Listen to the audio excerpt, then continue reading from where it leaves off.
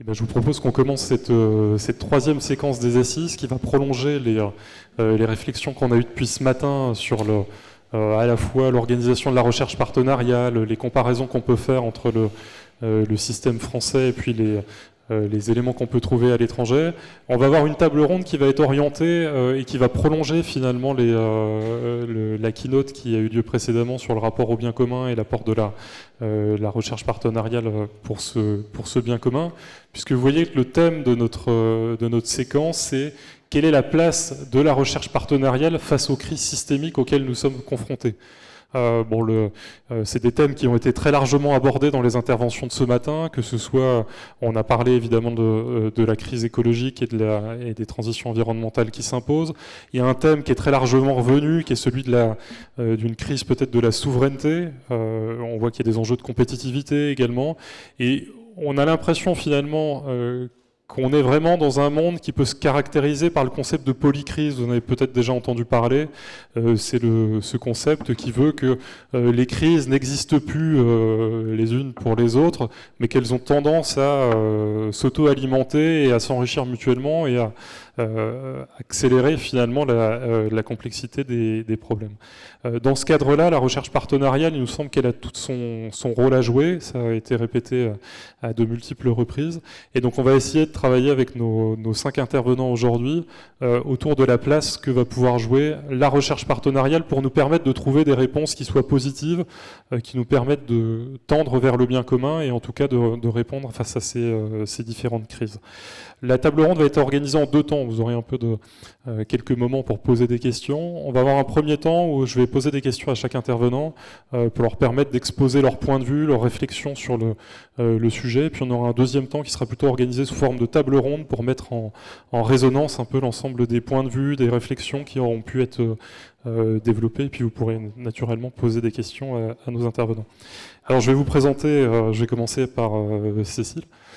Cécile Renoir, vous êtes philosophe et vous avez beaucoup développé des travaux autour de l'éthique et en particulier de la responsabilité sociale des entreprises.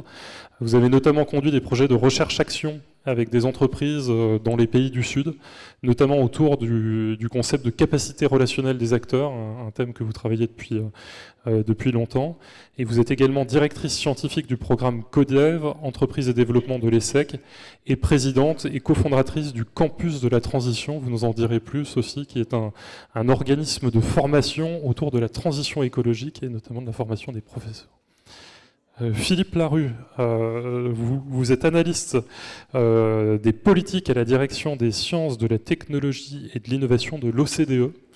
Après plusieurs années comme chercheur en économie de l'innovation, vous avez travaillé au sein de l'entreprise Technopolis, où vous avez notamment évalué les politiques de recherche, d'innovation et d'enseignement supérieur. Donc, j'imagine que vous avez pas mal de choses à nous partager sur ces éléments-là. Vous avez rejoint l'OCDE en 2011 et vous présidez par ailleurs le conseil consultatif du Forum européen d'études des politiques de recherche et d'innovation. Et Jean-Luc Brossard, à votre tour. Donc vous êtes président du comité des constructeurs français d'automobiles, coprésident de la commission innovation et numérique du MEDEF, ancien directeur innovation de Stellantis. Vous avez fait toute votre carrière dans l'industrie automobile, un secteur qui est particulièrement confronté à la problématique des transitions. Vous avez notamment travaillé chez Matra Automobile, Renault, Maserati, puis le groupe PSA, et puis aujourd'hui vous êtes chez Stellantis. Éric Carsanti, vous êtes biologiste, chercheur émérite au Laboratoire européen de biologie moléculaire et au CNRS, et membre de l'Académie des sciences.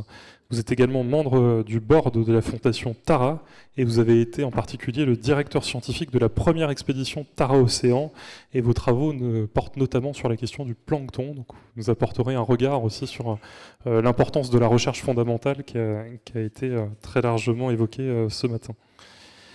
Jérôme Sterpenich, pour finir, vous êtes professeur des universités, vice-président de l'Université de Lorraine en charge des partenariats et de l'innovation. Vous dirigez notamment le Carnot ICEL et vous avez également un passé d'entrepreneur puisque je crois qu'après votre thèse, vous aviez mené un projet de création de start-up qui était un petit peu préfiguratrice aussi des mécanismes de transfert. Donc on peut dire que vous êtes imprégné finalement de tous ces enjeux en matière de recherche partenariat. Alors je vais commencer par vous, Cécile Renoir, pour vous allez nous apporter votre point de vue à la fois en tant que philosophe, en tant que responsable du campus de la transition. Peut-être, j'ai évoqué le fait que vous aviez mené pas mal de projets de recherche-action. Est-ce que vous pourriez nous présenter un petit peu votre parcours et puis aussi votre expérience en matière de recherche partenariale ? Oui, alors bonjour à toutes et tous, très heureux de partager un peu des expériences avec vous. Alors moi-même j'ai écrit une thèse en philosophie politique appliquée à l'EHESS sur la question de la responsabilité éthique et politique des multinationales dans les pays du Sud. Au début des années 2000, et j'avais eu la chance à l'époque d'avoir une bourse de la Caisse des dépôts, de l'Institut CDC pour la recherche, qui m'avait permis d'aller visiter les filiales de Total, Lafarge, Unilever et Michelin au Kenya et au Nigeria. Donc ma thèse était un peu au croisement d'une réflexion en philosophie politique, mais qui croisait aussi les disciplines d'économie du développement, de sociologie, et puis avec beaucoup de dialogue avec des acteurs sur le terrain. Et ce qui m'apparaissait fondamental pour essayer de réfléchir au bon niveau, finalement au levier, au blocage, vis-à-vis de l'intégration des enjeux qu'on pourrait appeler aujourd'hui l'économie du donut pour les entreprises.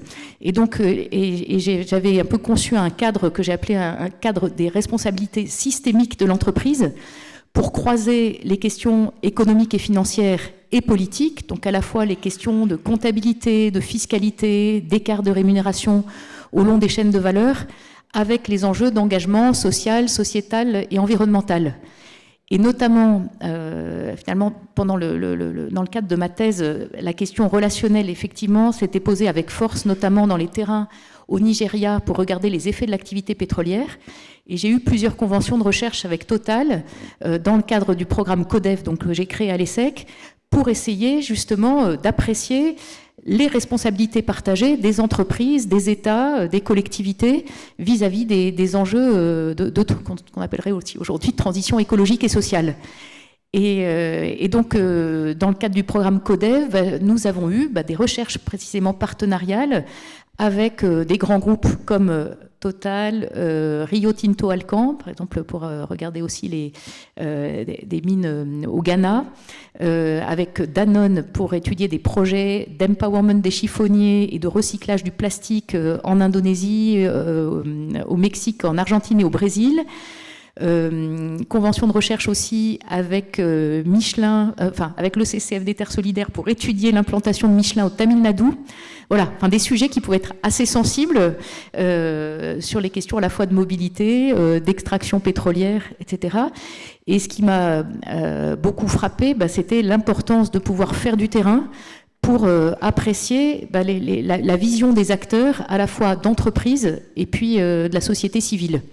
Et c'est ensuite ça qui m'a conduite à avoir l'idée de créer le campus de la transition, avec le souci d'être forcément une petite structure, plus agile que des grosses structures d'enseignement, de recherche, mais pour pouvoir favoriser des expériences immersives. Donc le campus est à la fois une association qui travaille en réseau et puis un écolieu ou un living lab basé en Sud-Seine-et-Marne, ce qui nous permet de mener des recherches justement là aussi en partenariat ces dernières années, notamment avec l'ADEME, avec le FSE, avec la Fondation Michelin, et j'en passe, et pour essayer justement de travailler à une échelle locale, mais avec la mise en perspective et l'idée de pouvoir peut-être travailler avec des acteurs pour regarder les conditions de passage à l'échelle.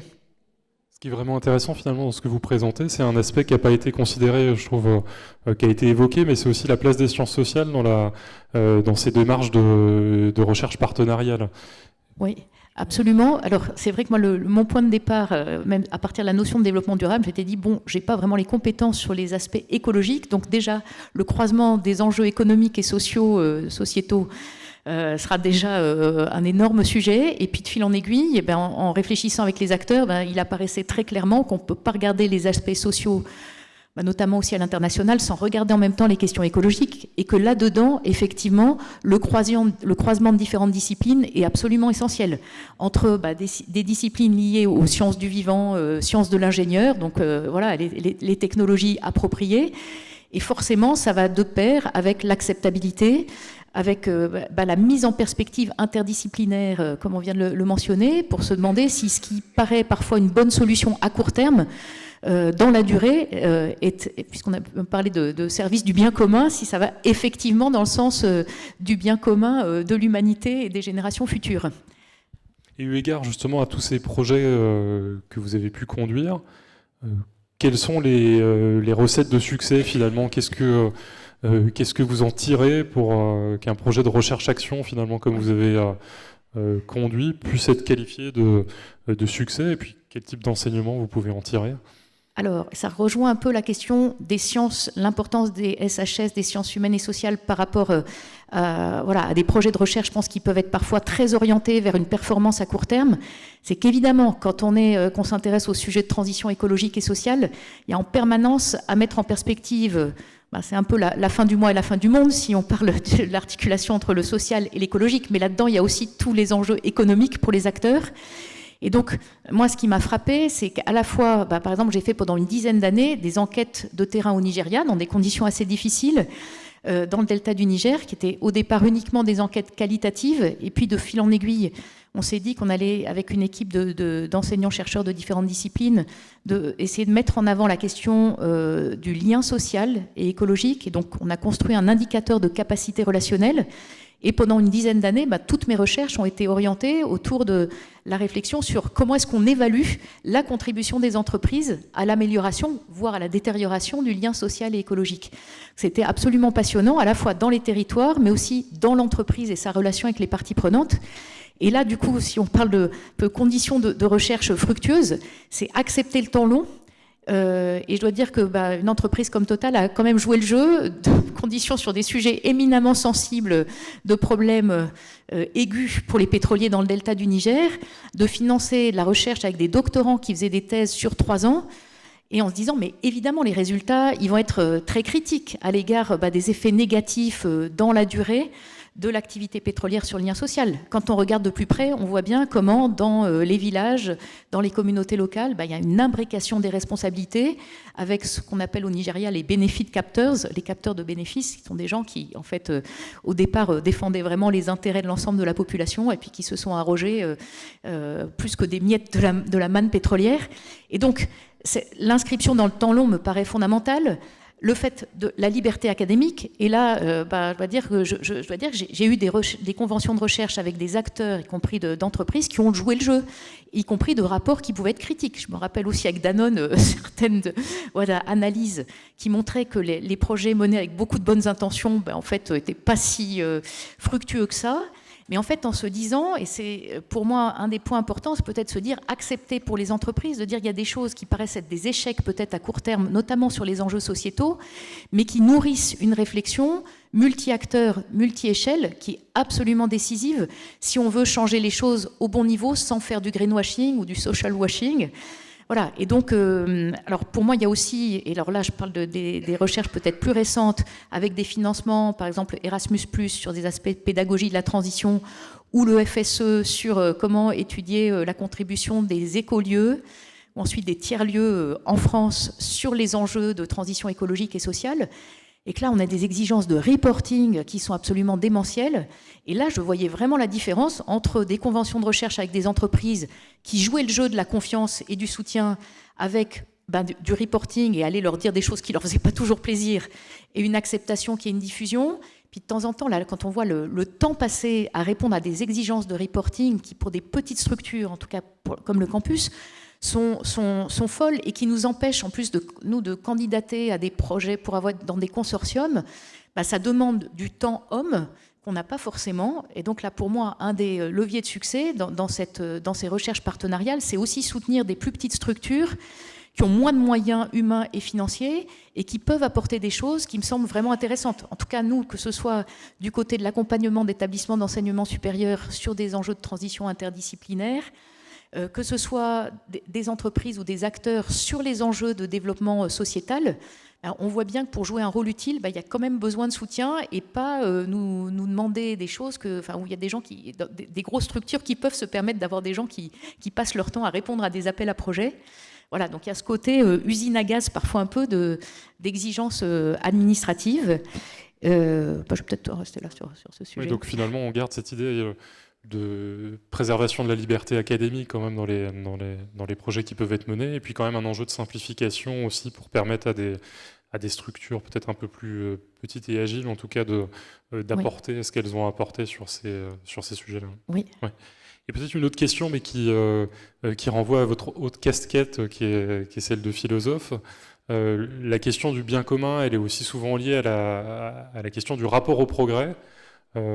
C'est des débats qui peuvent être parfois assez houleux. On sent qu'il y a peut-être plus forcément le même consensus qu'il pouvait y avoir autour de, peut-être à minima autour du concept de progrès, peut-être pas autour de celui de bien commun. Vous, comment vous voyez les choses sur cet aspect-là, et qu'est-ce que la recherche partenariale peut apporter ? Mais je pense que si on prend au sérieux les rapports de GIEC, de l'IPBES, enfin de tous des chercheurs de différentes disciplines, au sens de sciences du climat, sciences biodiversité, le vivant, on voit bien l'urgence écologique et sociale, et que les conditions d'habitabilité de la planète sont mises à mal, et qu'on sait déjà que c'est déjà dramatique et que ça va être de plus en plus difficile pour des populations dans nos pays et dans d'autres pays qui sont les plus vulnérables. Et donc, de ce fait, la notion de progrès, on voit bien qu'elle a des limites si elle est adossée à une conception de la croissance, au sens de la croissance des volumes de production et de consommation, sans prendre en compte la question des limites planétaires, alors au sens de la réflexion sur les planetary boundaries, au sens écologique du terme. Et peut-être je parlais de l'économie du donut, qui est quand même aussi maintenant reconnue, validée, y compris par les grandes entreprises, disant comment est-ce qu'on fait pour créer et partager des richesses en respectant un plancher social et un plafond environnemental. Et de ce point de vue-là, je trouve, pour avoir lu il y a quelques années les principes d'économie politique de John Stuart Mill, un texte de 1848, c'est assez impressionnant parce que déjà dans l'introduction, il souligne que l'économie politique est ou devrait être conçue comme une branche de la philosophie sociale. Alors ça me fait très plaisir, mais pour dire, au fond, voilà, la manière dont on réfléchit à la croissance, à la production, la consommation, au partage des richesses, doit être reliée à une réflexion, voilà, et dans nos pays démocratiques collective, sur ce que veut dire vivre bien, on parlait du bien commun, et donc philosophie sociale, qu'est-ce qu'on cherche ensemble ? Et puis, un peu plus tard dans son ouvrage, Stuart Mill parle de ce qu'il appelle l'état stationnaire de l'humanité. Alors, ça résonne évidemment avec tous les débats aujourd'hui. Alors, pour parler pour un peu dépasser, parce que là, on arrive à des dialogues de sourds entre croissance, décroissance. Pour certains, moi, j'aime bien le terme de post-croissance, pour dire, en fait, la croissance telle qu'on l'a conçue, calculée jusqu'à maintenant, elle est... En fait, elle nous mène quand même collectivement dans le mur. En revanche, nous visons tous une prospérité partagée. Voilà, donc comment est-ce qu'on fait pour favoriser des modèles qui soient, en gros, si je reprends l'image du beignet, là, du donut, dans le donut. Et donc ça veut dire repenser l'idée de progrès par rapport à la question de la qualité de vie. Et là, je reviens, par exemple, notamment à ces indicateurs comme l'indicateur de capacité relationnelle. Au fond, on se dit, comment est-ce qu'on crée, comment on a une croissance qui est articulée à l'exigence d'améliorer la qualité des relations entre les humains et entre les humains et les vivants. Et donc, si on prenait ça comme critère de recherche, c'est aussi se dire que ce soit pour les entreprises, et je pense que ça peut être plus positif que juste la décarbonation, enfin, qui est éminemment nécessaire, dire comment ça s'accompagne aussi avec la promotion de la qualité de vie dans les territoires, quels qu'ils soient, et trouver, du coup, les indicateurs qui sont adaptés pour cela. Et je pense que là, il y a un énorme travail à faire. Et justement, enfin, une des conditions, c'est aussi de valoriser l'inter et la transdisciplinarité, évidemment, qui va de pair avec le fait qu'il y a des personnes et des chercheurs qui sont très, très experts dans leur discipline. Mais on a aussi besoin de ce décloisonnement pour travailler ensemble à des solutions qui ne soient pas justement juste de l'affichage, et qui soient des trajectoires réellement transformatrices.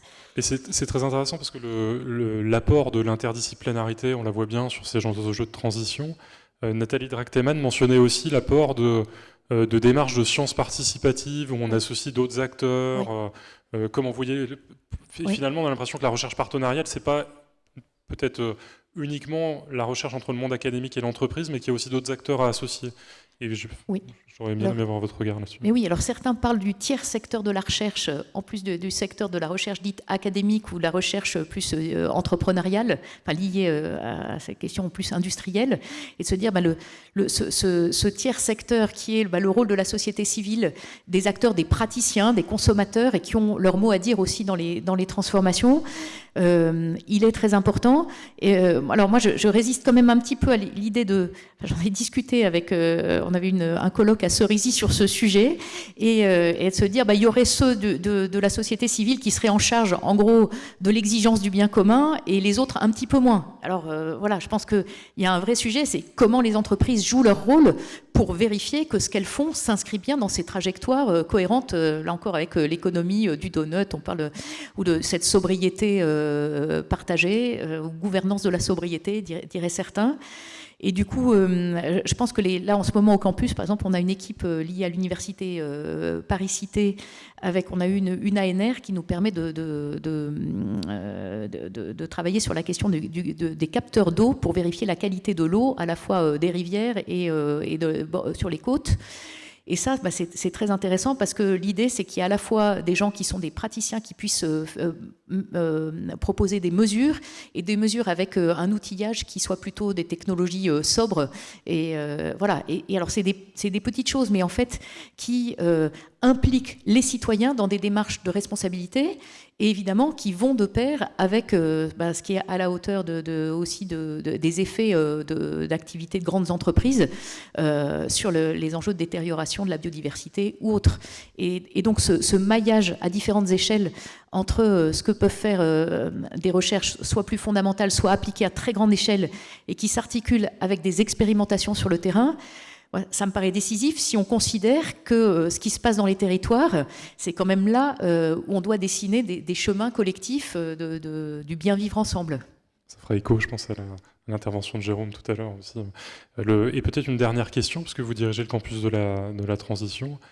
Quel rôle vous jouez précisément dans cet aspect-là, et comment vous percevez les choses? Alors, on essaye de proposer des formations qui s'articulent autour de ce qu'on a appelé au campus 6 portes, qui sont la trame du manuel de la grande transition, qui est un ouvrage qui nous avait été commandé par Frédérique Vidal, la ministre de l'Enseignement supérieur, il y a 7 ans maintenant, au bout d'une année d'expérimentation à Forges de ce que pouvait être un living lab, un écolieu éco-campus. Et donc on nous avait demandé de travailler à l'élaboration d'un socle commun de connaissances et compétences pour la transition. Donc ça a donné lieu à l'écriture du manuel de la grande transition, qui a réuni plus de 70 enseignants-chercheurs de différentes disciplines. Puis on a une collection de 12 petits manuels, dont 9 sur 12 pour l'instant sont sortis. Donc on accompagne des acteurs de l'enseignement supérieur sur comment est-ce qu'on transforme les cursus, les campus, la gouvernance. Et ça, évidemment, nous, c'est pour notre petite partie, sachant que beaucoup de choses, évidemment, dépendent d'abord de ce qui est fait de l'intérieur de ces universités et écoles. Et puis, il y a tout cet aspect travail sur de la recherche, justement, et recherche partenariale. Et en ce moment, notamment avec Marc David, qui est là dans la salle, qui nous a rejoint en mécénat de compétences d'Air Liquide, là, depuis bientôt plus d'1 an et demi, on essaye de monter une chaire industrielle sur les enjeux de sobriété et de suffisance, en se disant que justement le campus qui est dans le sud de la Seine-et-Marne, en zone semi-rurale, dans un petit village de 400 habitants à côté de Montereau, qui est une ville de 20 000 habitants, avec beaucoup d'enjeux socio-économiques et culturels, qu'on peut être un peu un démonstrateur de ce que peuvent être des expérimentations, que ce soit sur les enjeux de rénovation de bâtiments anciens, sur les questions de mobilité douce, de mobilité raisonnée dans des territoires semi-ruraux, d'agriculture, d'alimentation, voire de numérique, de rapport aux technologies. Tout ça, on peut essayer de monter des projets avec des doctorants ou des postdocs qui permettent d'expérimenter des choses à une plus petite échelle, et d'être un côté démonstrateur pour des passages à l'échelle. Voilà, donc d'ailleurs, si certains étaient intéressés par ça, nous on est très favorables à essayer de nouer des partenariats justement multi-acteurs sur ces sujets. Merci beaucoup Cécile pour cette intervention. Ça nous amène naturellement à l'intervention de Philippe, puisqu'on a parlé de la question du progrès, on a parlé de la question des transitions, de la nécessité de développer des approches qui soient pluridisciplinaires aussi pour répondre à ces transitions, d'associer des approches multi-acteurs. Et vous, au sein de l'OCDE, vous avez développé ce concept qui est le concept de politique orientée mission. Peut-être que vous pourriez nous en dire un mot et présenter un peu la manière dont il résonne avec ce qui a été présenté. Merci, merci à tous. Oui, alors je ne l'ai pas, c'est pas l'OCDE qui l'a développé, c'est une nouvelle approche, un nouveau dispositif de soutien à la recherche et à l'innovation pour les transitions. Mais en effet, on travaille dessus depuis maintenant 2019. Ça provient d'un double constat. Tout d'abord, et je suis sûr que beaucoup le partagent dans cette salle, le premier constat, c'est que pour justement aborder des grands défis sociétaux, pour véritablement conduire ces transitions, les faire advenir, il faudra de l'innovation technologique et même de l'innovation sous toutes ses formes, on est bien d'accord, mais ça ne suffira pas. Alors il faut de l'innovation, ça encore, je pense que tout le monde ici on est bien conscient et vous travaillez tous dessus. Il y avait une étude de l'Agence internationale de l'énergie qui a fait des scénarios, par exemple, pour net zéro, des scénarios net zéro. Ils ont montré que pour atteindre net zéro en 2050, les technologies qu'il faudrait, enfin pour arriver au milestone 2030, 35% des technologies sont encore dans les labos. Donc il faudra l'innovation, on est tous bien d'accord, mais pas que. Dans le sens où on comprend bien que quand on parle de transition, ce n'est pas simplement mettre des nouveaux photovoltaïques sur un toit ou quelques éoliennes, il faut faire changer la société dans son ensemble, et donc il va falloir conduire simultanément, et pas simultanément, même avec une progression, il va falloir coordonner dans le temps une suite de changements. Alors, changement technologique, mais aussi changement réglementaire, changement au niveau des infrastructures, changement au niveau des comportements. Pour le véhicule électrique, on comprend bien que, bon, les batteries permettent beaucoup de choses, mais il faudra sans doute aussi changer peut-être les patterns de mobilité, peut-être changer la forme, le design des villes, ou en tout cas quelques formats de mobilité. Donc voilà, il faudra arriver à conduire et coordonner plusieurs types de changements. On travaille actuellement sur l'économie circulaire, on voit bien, on en a parlé ce matin, si on veut réincorporer si on veut développer une filière d'économie circulaire, il faut des technologies de recyclage, il faut améliorer, notamment dans certains matériaux qui sont difficiles à recycler, le textile complexe, etc. Mais il faut aussi après réincorporer les matériaux, et ça va dépendre des réglementations qui vont permettre de fixer ou d'aménuiser l'écart de prix entre les matériaux réincorporés et les matériaux qui viennent de Chine à très bas coût, etc. Donc il faut véritablement une coordination. Et donc ça c'est le premier constat. Le second constat, c'est tout simplement que les paysages d'aide à l'innovation, à la recherche et à l'innovation et à la transition dans leur ensemble ne permettent pas aujourd'hui de le faire. On hérite de 20 ans, 30 ans d'évolution des systèmes de gouvernance du SFRI et des autres systèmes d'innovation dans les autres pays qui sont extrêmement fragmentés. On l'a dit, on a parlé de millefeuille, mais très exactement, le problème n'est pas simplement la multiplication des dispositifs, le problème est le manque de cohérence entre ces dispositifs, le manque de chef d'orchestre, d'orchestration de ces dispositifs. Donc il faut des dispositifs qui vont permettre de coordonner ces différents types de changements de façon assez ciblée, c'est-à-dire on se fixe un objectif net zéro ou réduction des réincorporations de temps de tonnage de carton, etc.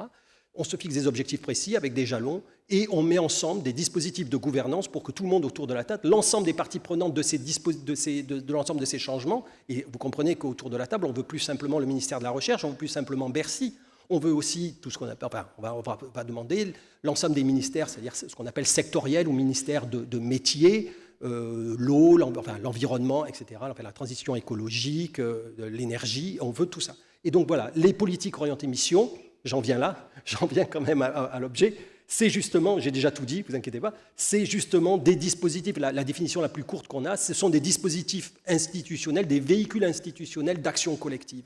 Ils vont permettre véritablement de mettre autour de la table et de coordonner les plans des acteurs qui vont contribuer ensemble à un même objectif. On y voit trois grosses composantes, et je finis là-dessus. Le premier, c'est celle de l'orientation collective, c'est-à-dire qu'on va mettre en place les conditions pour que ces acteurs, différents acteurs, alors publics et privés, se mettent ensemble pour définir un agenda, enfin se définir des objectifs. Encore une fois, les missions, quand on parle de missions, souvent on réduit ça à l'idée des cibles. On veut réduire le taux de fatalité du cancer du cerveau de 30% d'ici 2035, quelque chose comme ça. Tout le monde se focalise là-dessus. En fait, ce qui est aussi, c'est très important, c'est un peu la tête de gondole de la mission, Mais ce qui est très important, c'est comment les acteurs vont se mettre en place, vont se mettre en ordre de marche et vont travailler ensemble pour définir la façon dont, ensemble, ils vont essayer d'arriver à ces cibles. Parce que pour la même cible, il y a plein de scénarios différents, des pathways, comme on dit en anglais, des agendas stratégiques, des roadmaps, des théories du changement. Tout ça, c'est des outils qui vont servir à ces politiques orientées mission. Donc ça, c'est l'orientation collective,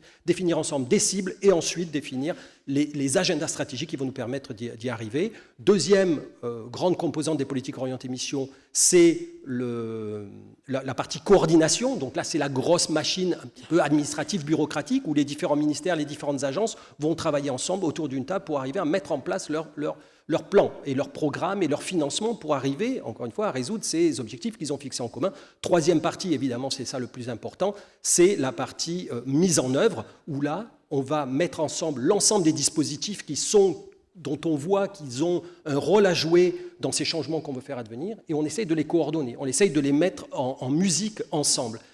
Alors, le plus simple à comprendre, c'est l'idée de la cohérence le long d'une chaîne d'innovation. On ne veut pas simplement des dispositifs qui financent la recherche, des dispositifs qui financent l'innovation, la démonstration et ensuite la mise sur le marché. Il faut arriver à coordonner ça, à créer une espèce de continuum d'aide de projets pour qu'ils arrivent à passer ces jalons avec des systèmes de sécurité. On ne leur donne pas une sécurité à ces projets tout le long en leur disant c'est bon, tu es financé, maintenant tu vas aller jusqu'au bout. Il y a évidemment plein de dispositifs.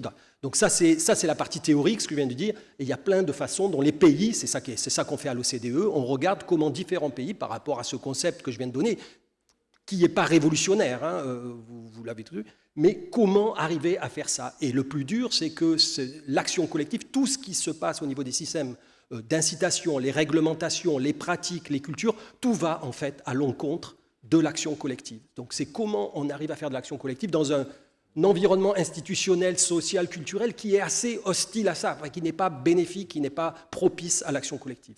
Et à l'aune justement des travaux que vous avez pu mener, au-delà du caractère finalement théorique du modèle qui est très séduisant, qu'est-ce que vous voyez comme valeur ajoutée concrète finalement sur ce type de démarche ? Alors, oui, alors je vais vous donner 2-3 exemples d'abord pour que vous voyez un petit peu mieux à quoi ça ressemble ces bestioles. Alors, on voit 3 grands types. On voit ce qu'on appelle des grands ensembles, enfin des grands cadres stratégiques orientés mission. Par exemple, on a les missions au niveau européen. La Commission européenne, enfin DG Recherche, a mis en place 5 grandes missions, sol, cancer, les cités, les villes net zéro, etc. Et donc, dans ces grands ensembles, c'est ce que je vous ai dit, au niveau le plus, en général, assez élevé, on met en place un système de gouvernance pour que les différents ministères mettent en cohérence leurs actions, mais on reste quand même à un niveau assez général, et c'est vraiment des missions très vastes, très globales, on a des grands objectifs, mais c'est surtout essayer de faire en sorte que l'information circule et qu'on mette en symbiose les différents plans d'acteurs, mais on est à quelque chose, encore une fois, d'assez haut niveau. Après, on a ce qu'on appelle les missions un peu basées sur...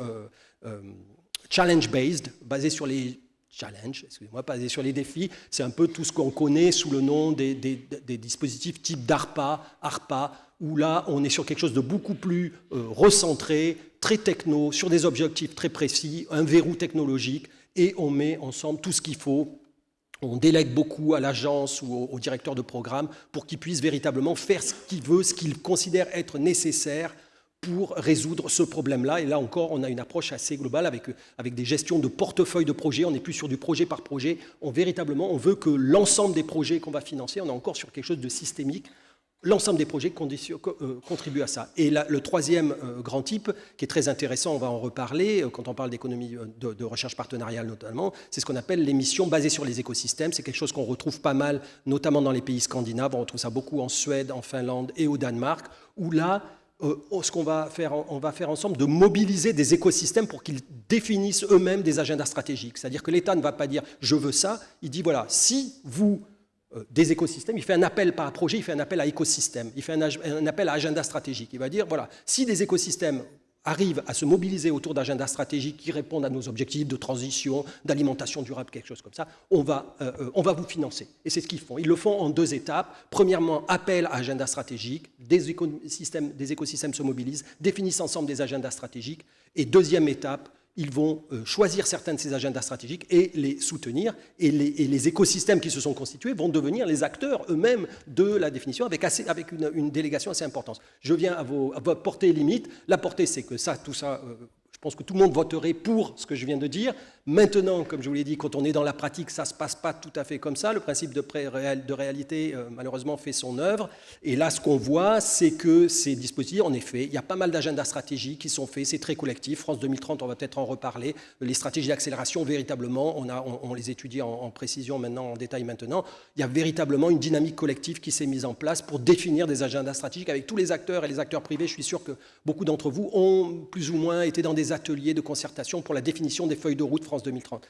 Ça marche. Le second composant, coordination aussi, ça fonctionne. Pour chacune, à peu près, je vais faire court, il y a quasiment dans chacune des stratégies d'accélération France 2030, vous allez trouver des CPMO qui sont les conseils interministériels opérationnels. Enfin, bref, c'est des organismes de programmation interministériel, tout ça, ça fonctionne. Et il y a en effet une espèce de mise en cohérence des dispositifs. On essaye de voir, par exemple, de mettre, comme j'ai dit, en cohérence différents dispositifs. Par contre, quand on regarde dans tous les dispositifs missions qu'on a regardés à l'étranger, quand on regarde qui paye, qui finance les projets, on reste en gros sur de la recherche et de l'innovation. On reste quand même sur de la politique d'innovation, qui est plus interministérielle, qui est plus systémique, qui est plus globale, qui est plus intégrée.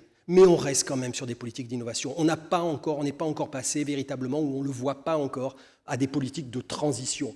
On a du mal à sortir des silos. Donc les différents ministères sont autour de la table, mais quand il s'agit de financer, c'est de l'argent, de la recherche et l'innovation. Et ça, c'est très clair. Par exemple, il y a eu une évaluation des missions Europe, les 5 missions dont j'ai parlé. Voilà, au final, on regarde qui a payé. Vous savez, il n'y a pas d'amour, il n'y a que des preuves d'amour. On regarde qui a payé, au final, c'est l'argent du programme cadre. Et donc, on se retrouve avec une situation où les chercheurs ne sont pas contents, puisqu'ils disent on finance, nous, avec notre argent, des objectifs qui vont au-delà de la recherche. Donc, il y a un transfert d'argent de la recherche vers quelque chose. Donc voilà, c'est là où c'est une des limites. Et peut-être pour conclure, alors, la place des entreprises dans ce système et dans cet écosystème, parce qu'on comprend bien la place des États, justement, le financement, etc. Comment vous le percevez? Alors là aussi, c'est gris, hein, c'est pas tout blanc, tout noir. Alors sur le papier, on voit bien qu'on est sur le concept de recherche partenariale, comme on l'a entendu aussi ce matin, il faut le dépasser un peu ce concept, on n'est plus simplement sur du projet, un labo ou quelques labos, une entreprise. Là, dans les politiques orientées mission, on est sur quelque chose qui est au niveau, ce qu'on appellerait, excusez-moi, je suis économiste, mésosystémique. Donc on est sur on va travailler au partenariat entre l'État, la recherche publique, les entreprises et l'ensemble le tiers secteur, voilà, tous les parties prenantes nécessaires, on voit bien, vont se mettre d'accord sur un système qui correspond au domaine pertinent pour un challenge particulier, l'économie circulaire, l'hydrogène, etc. Donc oui, de ce côté-là, ça fonctionne. Et véritablement, je l'ai dit, les feuilles de route, les agendas stratégiques, les théories du changement, tout ça, c'est fait en symbiose avec les entreprises privées. Et c'est extrêmement important. On a fait une enquête, on fait un travail en ce moment pour regarder comment les entreprises privées travaillent sur les missions et qu'est-ce qui fait qu'elles ont envie de s'engager dans ces missions ou pas. Ce qu'on voit, c'est que le fait qu'elles aient participé à la définition de l'agenda stratégique détermine en grande partie leur appétit à vouloir travailler ensuite et à mettre des billes dedans, à investir, ça leur donne de la visibilité, etc. Maintenant, il faut être clair, la plupart des missions ont été créées depuis la fin des années 2010, donc 2018, 2019, 2020 et maintenant. On voit que le défi de faire travailler différents ministères ensemble et différentes agences est tel que les missions toute la dynamique et l'effort des missions s'est beaucoup porté sur ça. Et les entreprises ont été un petit peu les parents pauvres. On les a mobilisées pour définir l'agenda stratégique, mais après, elles sont un petit peu, au niveau de la coordination et de la mise en œuvre, on revient à quelque chose qui est assez projet par projet. Donc elles sont, comme dans tous les dispositifs, elles sont là, les entreprises, elles sont dans les dispositifs. Mais les dispositifs qui font la mission, c'est les mêmes dispositifs que vous auriez eu. Ce que fait la mission, c'est rajouter une surcouche systémique de coordination et d'orientation. Et donc voilà, donc oui, mais c'est véritablement en train de se faire. Et notamment parce que, comme j'ai dit, beaucoup des projets qui ont été lancés dans l'émission commencent à arriver véritablement maintenant au moment où il faut commencer à s'intéresser au marché, etc. Donc les entreprises maintenant deviennent... Et il y a des bons exemples au niveau écosystémique. Là, véritablement, le troisième type de mission dont j'ai parlé, dans les pays scandinaves notamment, là, véritablement, elles sont au cœur, puisqu'elles peuvent porter l'écosystème. En Finlande, ils ont un dispositif où ils financent une entreprise. Ils appellent ça lead company, le dispositif lead company. C'est une entreprise qui va avoir la tâche d'orchestrer l'écosystème. Donc vous voyez qu'il peut y avoir des dispositifs où les entreprises sont vraiment au cœur et travailler avec donc on a vraiment la recherche partenariale, mais à un niveau plus élevé. On n'est pas au projet par projet. Merci beaucoup, ça nous fait aussi une transition vers un cas peut-être un peu plus particulier qui est celui de l'industrie automobile. Vous, Jean-Luc Brossard, vous avez fait toute votre carrière dans cette industrie, une industrie qui est confrontée à d'énormes transitions. Comment vous percevez les choses? Quel est le rôle de la recherche partenariale face à ces transitions? Oui, alors, comme vous l'avez dit, ça fait 40 ans que je travaille dans l'automobile, donc j'en appelle un carboy. Mais ce qui est important, c'est vrai qu'on est en train de vivre une des plus grandes transitions qu'on a vécues. C'est-à-dire, généralement, on avait une transition, il y a eu la sécurité, il y a eu les émissions, il y a eu un certain nombre de sujets. Mais là, actuellement, on est dans une transition très rapide et très dynamique, en fait, avec trois forts changements. Le premier, c'est la transition énergétique et écologique, c'est celle qu'on évoque le plus, bien entendu. La deuxième, c'est la transition numérique et digitale. Et on parle beaucoup des véhicules semi-autonomes, autonomes, connectés et tout ce qui va avec. Et tout cela, ça va avec la transition sociétale. Quand je dis transition sociétale, c'est qu'on doit toujours aborder le fait de faire une mobilité qui doit être accessible, abordable et qui génère pas en fait des freins en fait à l'innovation, parce qu'on est obligé d'innover dans ces sujets-là. Alors pourquoi on est obligé d'innover? Parce qu'en plus, dans un système géopolitique difficile, en fait, on recherche de la souveraineté et on recherche de la compétitivité par rapport à un monde où les concurrents deviennent très agressifs. On ne va pas raconter ce qui se passe en Chine ou ce qui se passe aux États-Unis et autres. Et donc, il faut être compétitif. Et je pense que tout le monde est d'accord. Le rapport Draghi l'avait bien dit en septembre 2024. Cette compétitivité retrouvée en Europe, elle ne peut passer que par de l'innovation. Et donc, nous, ce qu'on recherche, c'est vraiment avoir un maximum d'innovation, innovation en rupture technologique pour retrouver un coup d'avance. Parce que maintenant, en fait, comme on a un coup de retard sur beaucoup de technos, que ce soit les technos, on parlait tout à l'heure de véhicules électriques à batterie ou de véhicules autonomes, on s'aperçoit qu'on est moins avancé que d'autres régions dans le monde. Et puis, il faut qu'on ait une approche systémique, c'est l'écosystème. C'est-à-dire qu'il faut la réponse, c'est pas qu'une réponse de rupture technologique, c'est une réponse complète. C'est-à-dire, on parlait de mobilité décarbonée. Si tu veux faire de la mobilité décarbonée, il faut de l'énergie décarbonée. Ensuite, il faut des produits, et ça, on sait faire. Mais il faut aussi des infrastructures. Et puis après, il faut savoir traiter la fin de vie, comment on recycle, comment on réutilise. Tout ça, peut-être dans un schéma où on est obligé d'avoir une réflexion de changement de nos comportements. Ceux qui roulent en véhicule électrique, moi j'ai la chance, ou le malheur, ça dépendra de rouler en véhicule électrique déjà depuis plus de 10 ans. C'est vrai que l'on n'aborde pas notre mobilité avec un véhicule électrique, en particulier sur des usages intensifs, comme on le faisait il y a une dizaine d'années. Donc il faut adapter nos comportements, accepter de mettre un peu plus de temps pour faire de la longue distance ou autre, accepter d'avoir moins d'autonomie quand il fait froid, quand il y a un certain nombre de choses. Donc il faut qu'on ait une réflexion comportementale aussi. Alors, la recherche partenariale, elle est importante pour déterminer cette rupture. En fait, il faut absolument qu'on travaille tous ensemble.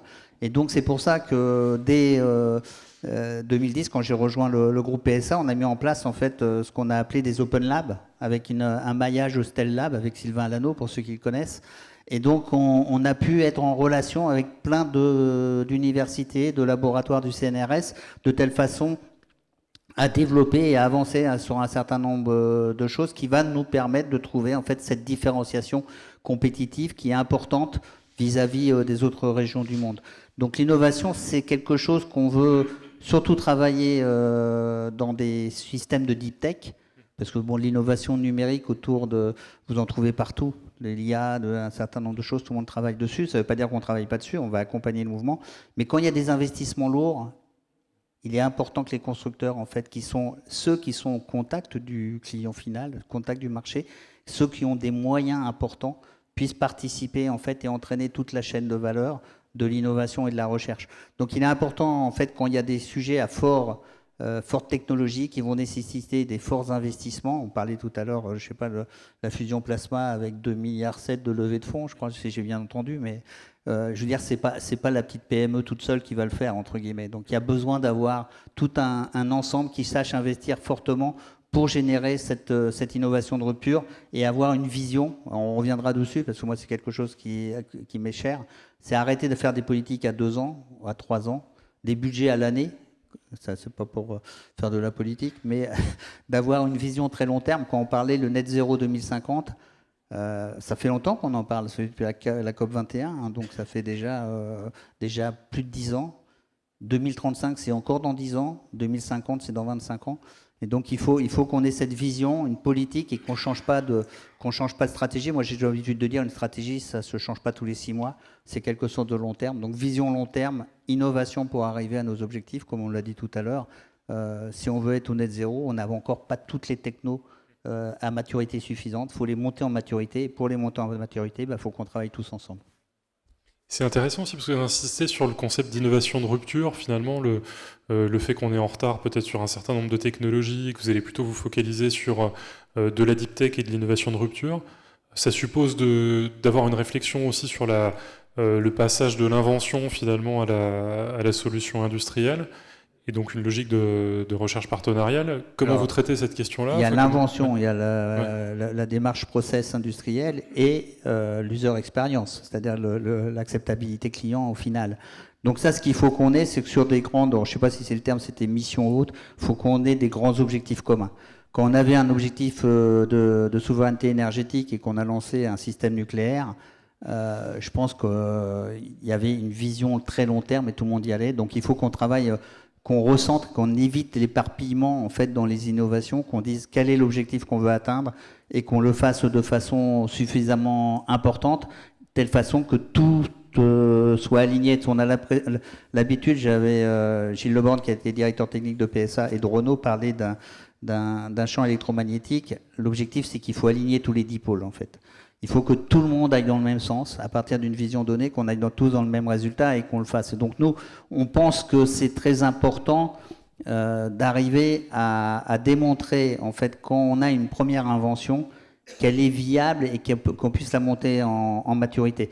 Et pour cela, il est important d'avoir des business models qui soient cohérents, d'avoir des connaissances de logistique qui soient cohérents, d'avoir des connaissances clients et marchés qui soient cohérents, et ainsi de suite. Et donc, c'est pour ça que depuis peu, en fait, au niveau de l'automobile, moi j'ai créé ce qu'on a appelé l'hôtel de l'automobile aux 2 rues de Presbourg, c'est-à-dire toutes les associations, syndicats et organisations qui travaillent dans l'automobile en Ile-de-France sont regroupées au même endroit. Vous retrouvez les constructeurs automobiles, vous retrouvez les sociétés dont on a comme filiale au CCFA, comme 3A Data, Smart Data for Lead, c'est-à-dire les leaders en fait sur la gestion des données, les leaders sur les analyses économiques, les leaders sur les analyses statistiques dans le monde automobile. 3A Data fournit toutes les cartes grises de toutes les flottes. Bon, vous avez l'habitude d'aller chercher un papier ou d'écrire un CERFA, mais derrière, il y a des data scientists qui font et qui sont capables de dire où sont situées les 45 millions de voitures qui roulent, entre guillemets, en France. Donc, on a mis tout ça ensemble. On a mis les sociétés des ingénieurs de l'automobile, la Fédération des équipementiers, le BNA, donc la normalisation automobile, l'UTAC pour la certification, les pôles de compétitivité qui ont un rôle de coordination important. Donc, Nextmove est aussi localisé avec nos 2 rues de Presbourg. L'IATF pour la qualité. En fait, tous les métiers de l'automobile nécessaires à une bonne construction en fait, ont été regroupés au même endroit, de telle façon qu'on puisse le faire. Il s'avère qu'en plus, comme on a un hôtel qui est assez grand, hein, on a 4 étages, 3 sous-sols, et qu'il restait de la place au 4e étage, on a décidé d'accueillir les startups et de les accompagner. Donc l'avantage qu'on peut leur proposer, c'est que tous ces métiers et toutes ces expertises qu'on a, en fait, on peut les apporter au service de start-up, sachant qu'on a vu un besoin dans le sens où les grandes structures ont l'habitude de vouloir de l'innovation, mais qui soit appliquée tout de suite. C'est-à-dire un constructeur automobile, quand il veut mettre une innovation sur un projet, il l'imagine à 5 ans, maximum à 7, 8 ans, 10 ans, dans son plan gamme. Par contre, ce qui est en sortie de laboratoire n'est pas forcément prêt et mature suffisamment pour pouvoir l'intégrer dans un processus industriel déjà préétabli. Donc on a vu qu'il y avait un trou dans la raquette, entre guillemets, pour les activités de forte technologie, à haute valeur technologique pour l'automobile, entre la sortie de lab, des gens qui font des spin-offs du CEA, du CNRS et autres, et le moment où les venture capital des grands groupes investissent à ce moment-là plusieurs dizaines de millions d'euros. Comme le faire, il y a des exemples simples. Si on prend l'exemple de Stellantis, on participe au capital de Tiamat. Vous vous rappelez, Tiamat, société sodium-ion pour les batteries issues du CNRS et qui monte en puissance. Et donc, Stellantis accompagne à partir du moment où il y a une visibilité industrielle. Mais c'est vrai qu'il y a des technologies où il faut une certaine montée en maturité. Et pour cela, donc, on a créé ce qu'on appelle Presbourg Automotive Lab. C'est une société qui est basée à Presbourg également et qui permet en fait d'accompagner au maximum des startups qu'on a identifiées et qu'on veut les accompagner de telle façon à les monter en maturité. Donc on est en partenariat à la fois avec les pôles de compétitivité et à la fois avec une société comme Wilco qui permet d'apporter en fait des taux à près zéro pour les gens qui le veulent. Les constructeurs automobiles et les équipementiers, s'ils le voient, il y a un intérêt, peuvent investir dans le capital. Donc on apporte des mètres carrés, de la localisation, on apporte du financement et de l'expertise. En fait, tout pour faire grandir en fait des innovations qui vont être au profit en fait du bien commun et au profit de la mobilité de demain. Peut-être aussi une question sur la coordination des efforts de recherche justement entre le secteur privé et puis même la recherche fondamentale. Ça a été beaucoup mentionné avec cette idée de politique orientée mission, etc. Il y a une logique, j'imagine, de recherche partagée au sein de la filière. Comment vous gérez un petit peu cette, on va dire le trade-off entre une connaissance mutuelle qui peut être partagée et puis l'avantage compétitif qu'il peut y avoir nous, on a la prétention d'avoir cette, comme je l'ai dit tout à l'heure, d'avoir cette mission d'aligner les 10 pôles. Aligner les 10 pôles, ça veut dire quoi? Ça veut dire qu'être certain que la recherche fondamentale travaille au profit de la recherche appliquée et au profit de l'industrialisation de demain. Donc pour faire cela, on a une organisation très, très au point en fait au niveau de la filière automobile, avec un comité technique automobile.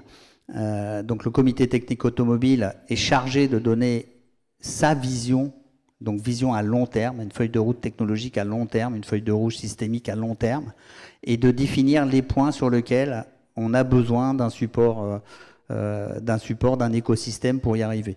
Et donc à partir de là, le comité technique automobile s'appuie sur 2 conseils, un conseil de la recherche automobile et un conseil de la standardisation technique automobile.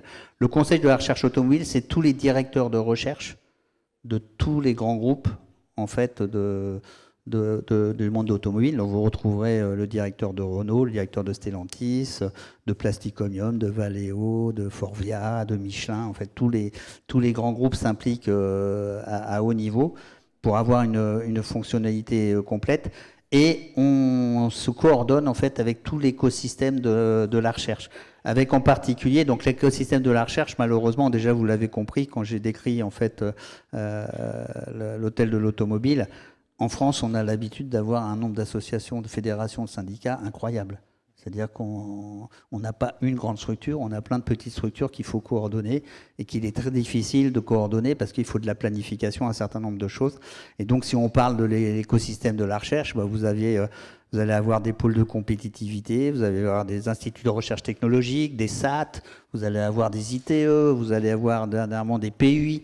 En fait, tout un ensemble d'acteurs, donc les Carnot, on parlait tout à l'heure des Stell Labs, des Open Labs, tout un ensemble d'acteurs qui travaillent sur beaucoup de domaines et qu'il faut être certain. Donc on a pris l'initiative de dire chacun peut être mentor d'une certaine orientation.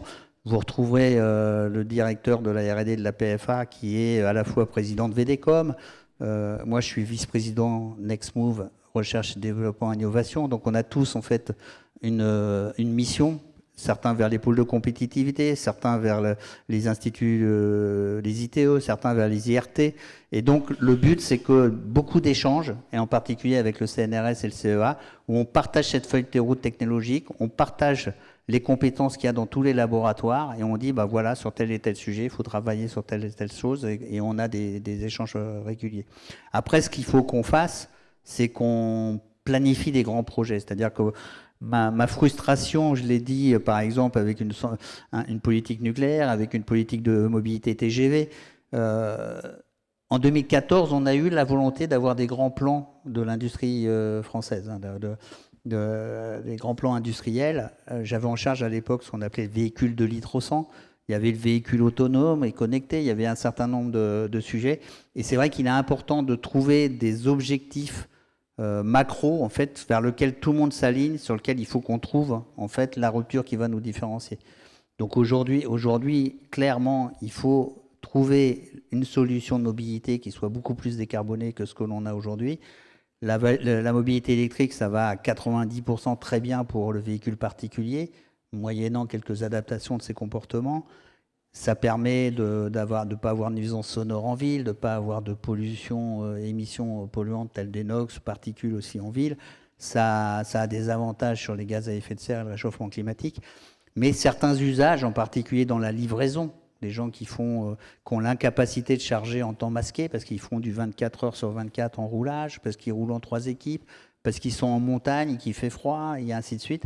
Il y a besoin pour tous ces usages intensifs en fait, de solutions alternatives. Donc nous, on prône la neutralité technologique et on demande aux gens de travailler sur des solutions décarbonées, mais qui permettent en fait, ces usages intensifs, qui peuvent passer peut-être par des évolutions de l'électrochimie des batteries. Hein. Quand on voit des Chinois comme CATL qui annoncent des autonomies de 1000 km et des recharges en 5 minutes, il y a du travail, mais le travail sur l'électrochimie de batterie qui va générer la réponse aux besoins des clients, ben il faut innover, il faut la chercher, il faut innover, il faut l'implanter et il faut l'industrialiser. Et donc là, on est très fort en France, on l'a dit. Moi, j'ai été choqué quand je travaillais en collaboration avec mes partenaires allemands, c'est qu'ils disent que vous, au niveau de la recherche, vous êtes exceptionnel en France, vous avez plein de bonnes idées, vous les développez et autres, mais pour les industrialiser, c'est nous. Et donc, ce qu'il faudrait, c'est qu'on sache industrialiser aussi en France, en fait, les bonnes idées qu'on a. C'est très intéressant et ça fait le lien avec la question de la recherche fondamentale aussi. Vous disiez qu'on est excellent, on a un représentant émérite avec la présence d'Éric Karsanti. Peut-être que vous pourriez nous présenter un peu votre parcours parce que vous avez plutôt fait votre carrière dans la recherche fondamentale, mais il y a quand même eu des éléments qui vous ont rapproché de la recherche partenariale. Et puis il y a ce lien entre recherche fondamentale et recherche partenariale qui convient de ne pas oublier. Donc je vous laisse la parole. Ok, merci. Oui, moi je suis celui qui représente la recherche fondamentale vraiment en biologie en plus là. Ouais. Et j'ai fait ma thèse à l'Institut Pasteur dans les années fin des années 70-80. Après, je suis parti aux États-Unis à San Francisco, à l'Université de Californie à San Francisco. J'ai passé 3 ans là-bas, c'était super. Et puis, j'ai commencé à travailler sur des choses vraiment fondamentales, hein, sur la division cellulaire, la morphogénèse, enfin, des trucs un peu à la fois scientifiques et philosophiques, c'est-à-dire qu'est-ce qui nous concerne, comment on est fabriqué, tout ça. Et après, donc au bout des 3 ans, je suis rentré, j'ai pris une position au laboratoire européen de biologie moléculaire à Heidelberg, et c'est où j'ai monté un petit groupe là pour travailler sur les questions qui m'intéressaient.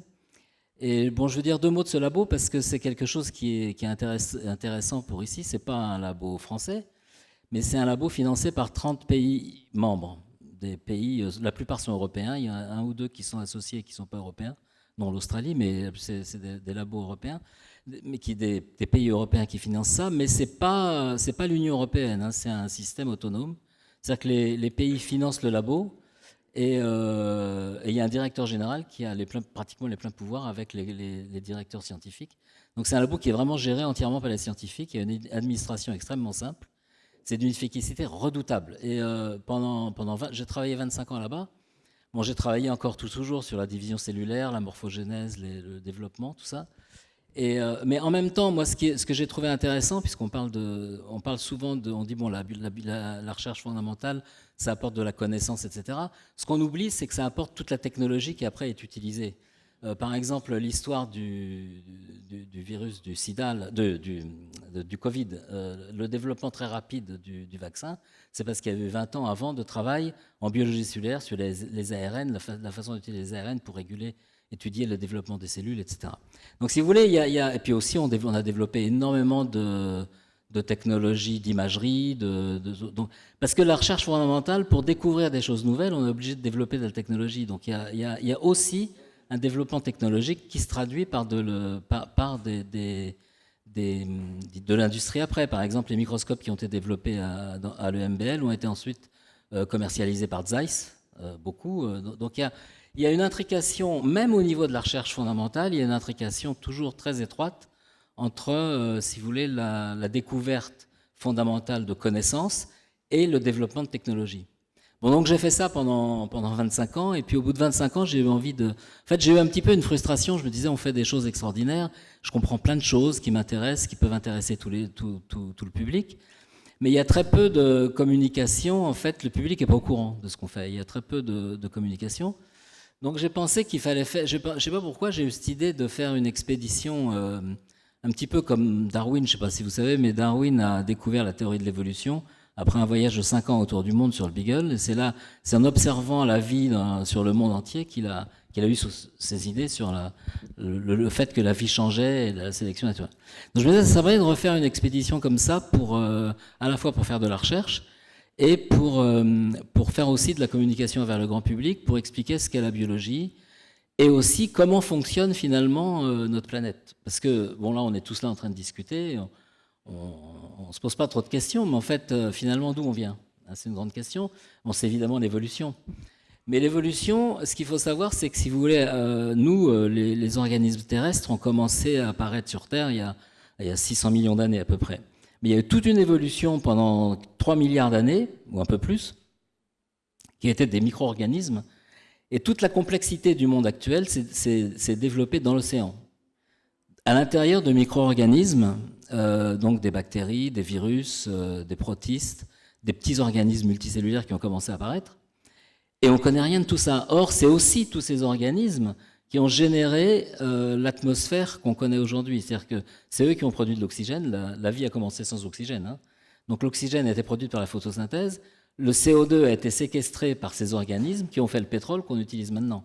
Et maintenant, quand vous prenez votre voiture thermique, vous utilisez le CO2 qui a été produit par ces organismes au cours de milliards d'années et l'oxygène. Donc en fait, c'est le plancton qui a produit pendant des milliards d'années l'énergie qu'on utilise. Finalement, c'est de l'énergie solaire, mais qui est passée par une phase huileuse. D'accord ? Et donc je me suis dit, ça serait aussi intéressant d'étudier tout ça pour essayer de comprendre finalement comment notre planète fonctionne. Hein. C'est un peu donc c'est un projet planétaire. Et donc c'est là que j'ai rencontré. Donc moi je travaillais au laboratoire européen de biologie moléculaire, toujours en collaboration avec le CNRS. Et puis j'ai cherché un bateau en fait pour faire une expédition comme ça. Et c'est là que j'ai rencontré Romain Troublé et Étienne Bourgois, donc de Agnès B, ce qui est maintenant la fondation Tara Océan. Puis je leur ai dit, ça serait bien d'essayer d'échantillonner tous ces organismes autour du monde pour essayer de comprendre leur évolution et comment l'écologie actuelle de la planète fonctionne. Et ça les a intéressés, donc j'ai commencé à monter un projet. C'est là que ça devient intéressant parce que on a commencé à monter un projet, mais alors avec très peu d'argent. Hein, on n'avait quasiment pas d'argent au départ. J'en ai parlé à l'ANR qui nous a quand même donné 300 000 € au départ pour faire des réunions, juste pour faire des réunions pour planifier le projet. Et ça, c'était génial parce que pendant 3-4 ans, on a fait des réunions à peu près tous les 3 mois avec des scientifiques du monde entier. On a cherché des spécialistes, etc. Et justement interdisciplinaires, c'est-à-dire des gens qui venaient de l'océanographie, de la bioinformatique, de la génomique, et puis des spécialistes des différents organismes. Hein. Donc j'ai réussi à mettre tout ce monde-là ensemble. Ça s'est fait de façon très informelle. Et puis alors j'ai pas voulu m'embêter des histoires administratives, j'ai fait ça un peu en pirate, mais bon, ça a très bien marché. On a réglé les problèmes administratifs après, mais on a démarré tout avec très peu d'argent. Et finalement, c'est pour ça que je vous dis ça, c'est important parce que c'est important de laisser beaucoup de liberté aux gens. Parce qu'on a monté ce projet, et il se trouve que contrairement à ce qui s'est passé pour beaucoup d'autres choses, on s'est retrouvé 10 ans en avance sur tous les autres pays du monde. C'est-à-dire que tout ce qu'on a fait dans Tara Océan, les Américains, les Chinois, maintenant ils font tous ce qu'on a fait, mais on l'a fait 10 ans avant. Donc si vous voulez, ça veut dire que c'est un peu comme une start-up en fait, mais pas une start-up pour produire des choses, mais une start-up pour produire de la connaissance. Et voilà, du coup, on a découvert des millions de gènes, etc. Et en même temps, on a aussi développé plein de technologies, parce que comme il fallait, c'est avec le CEA justement, le génoscope, qui est géré par le CEA. On a séquencé des millions de gènes, on a découvert à peu près 150 millions de gènes. Pour donner une idée, on est composé de 20 000 gènes. Vous voyez, on est déjà un peu compliqué. Et ben dans l'océan, on a trouvé 150 millions de gènes, bactériens, eucaryotes, etc. C'est-à-dire que la complexité de la vie sur Terre, c'est hallucinant. Et ça s'est généré pendant quelques milliards d'années. Donc ce consortium a commencé à travailler. On a une vingtaine de directeurs à peu près dans ce consortium. Donc ils ont commencé à travailler ensemble. On a généré toute cette information. Et pour analyser toutes ces données, il fallait développer des algorithmes. Donc on a commencé à utiliser de l'intelligence artificielle tout à fait au début, il y a déjà 10-15 ans, à la fois pour la génomique et pour l'imagerie. C'est-à-dire qu'on avait besoin de... avant, d'écrire une espèce, ça prenait 10 ou 20 ans. Là, en un an, on a décrit des milliers, des millions d'espèces en utilisant l'intelligence artificielle. Mais ce n'était pas de l'intelligence artificielle générative encore, c'était... Alors, si vous voulez, pour continuer là-dessus, ça, c'est de la production de connaissances.